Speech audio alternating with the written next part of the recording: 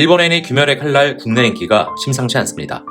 영화 무한열차 편이 그렇고 비슷한 시기 TV판 1기가 넷플릭스를 통해 공개되며 일본에서 왜 그렇게 난리였나라는 의문에 수긍하는 의견이 점점 늘고 있는 것 같아요. 그래서 오늘은 귀멸의 칼날 초반부에서 가장 임팩트가 강한 장면으로 꼽히는 히노카미 카구라를 집중 해부해볼까 합니다. 액션 자체가 멋지죠. 눈이 즐거운 데다가 큰 감동까지 줬던 신이라 이 장면을 여러 번 되돌려봤는데 그러다 보니 위에 이 떡밥이 있다는 사실을 알게 됐습니다. 게다가 이 떡밥, 사실 귀멸의 칼날 원작의 메인 스토리를 꿰뚫고 있는 떡밥인지라 이 부분을 이해하느냐 마느냐는 앞으로 공개될 2기, 3기 애니를 보다 잘 이해하는 데 있어 매우 중요하다고 생각했습니다. 자, 그럼 영상 먼저 살짝 볼까요? 주인공 카마도 탄지로가 히노카미 카구라를 외치며 싸우는 장면은 12개월 하연 5 루이와의 전투씬입니다. 혈교인 여동생 네즈코가 위협을 받고 있는 데다 압도적인 실력 차이를 실감하던 절망적인 순간이었죠.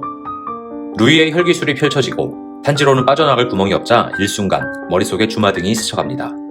이렇게 표현된 주마등은 귀멸의 칼날 스토리 전개를 위한 여러 단초들을 제공하는데 일단 여기서는 탄지로가 어린 시절 아버지 카마도 탄지로와의 에피소드를 떠올리게 됩니다. 바로 탄지로 집안 대대로 전해져 내려오던 히노카미 카구라 의식과 그 호흡법이죠.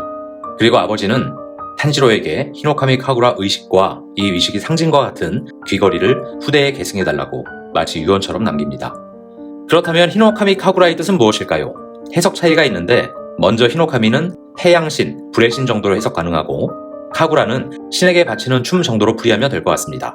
단 번역판에선 불의 신으로 해석했으며 적어도 극초반의 탄지로 또한 불의 신으로 굳게 믿었던 듯 합니다. 어쨌든 불의 신에게 바치는 건무 의식이 탄지로 집안 대대로 전해 내려왔다는 얘기겠죠. 단순히 동작뿐만이 아니라 호흡법 또한 개성되었으므로 탄지로의 아버지 탄지로가 병이 심하게 들어 몸이 정상이 아님에도 또 폐가 얼어붙을 것 같은 추운 날씨에도 카구라 춤을 절도 있게 출 수 있었다라는 설정입니다. 그리고 또 하나, 아버지 탄지로는 탄지로에게 히노카미가 되어라 라는 말을 했는데 이 춤이 단순히 신에게 바친다는 의미를 벗어나 본인 스스로 신이 되어야만 제대로 된 건물을 펼칠 수 있다는 뜻으로 받아들여도 좋을 것 같습니다. 네즈코를 빼앗길 수도 있었던 그 다급한 순간 주마등을 통해 히노카미 카구라 춤을 본 탄지로가 이를 검술로 응용하기 시작한 것입니다. 엄청난 변화가 생기죠? 각성했습니다. 루이와 대등한 승부를 펼치게 되고 그리고 검기라고 해야 할까요? 이게 물에서 불로 바뀝니다. 이어 원무라고 외치는데 이는 춤이 아닌 검술 히노카미 카구라의 기본형인 제1형입니다. 그리고 곧 나오겠지만 바로 헤이 호흡 제1형과도 동일합니다. 탄지로는 이어 물의 호흡에서 히노카미 카구라 호흡으로 억지로 바꾼 반동이 온다라고 말하는데요. 그만큼 체력적인 소모가 큰 검술이므로 데미지를 더 입기 전에 루이를 치겠다는 각오를 피력합니다. 자, 그렇다면 궁금해집니다. 이 히노카미 카구라는 대체 누구로부터 또 어떻게 계승된 것일까요? 결론부터 말하자면 탄지로의 조상인 카마도 츠미요시가 당대 유명한 검객이었던 츠키쿠니 요리이치의 검술과 호흡을 보고 따라해서 춤으로 바꾸어 전승했습니다. 이는 탄지로가 살았던 시대보다 400년 앞서 벌어진 일이죠. 원작 막판에 이 에피소드가 소개되는데 동작은 원류와 거의 같지만 미세한 차이가 있어 완전히 같다고는 할 수 없습니다. 그렇다면 이 요리이치라는 남자는 대체 누구일까요? 쉽게 설명하면 귀멸의 칼날 세계관 최강자라고 봐도 무방할 것 같습니다.